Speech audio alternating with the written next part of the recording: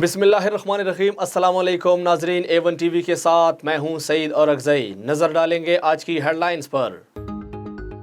खैबर पख्तूनख्वा में एक बार फिर खतरे की घंटियां बजने लगी। नौशहरा के मकाम पर दरियाए काबल में ऊंचे दर्जे का सैलाब, पानी का बहाव 3,07,000 क्यूसेक रिकॉर्ड।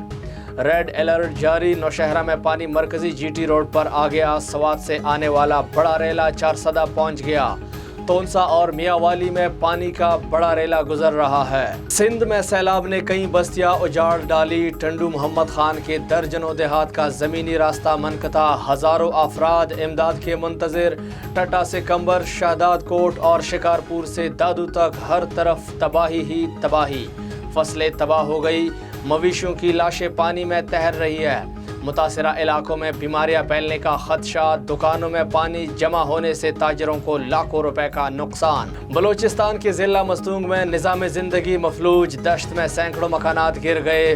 फलात मुगलजई का सरकारी स्कूल कीचड़ से भर गया। फर्नीचर, कंप्यूटर समेत असातिज़ा और तलबा का रिकॉर्ड सब खराब हो गया। वज़ीर आज़म शहबाज शरीफ एक रोज़ा दौरे पर बलोचिस्तान रवाना।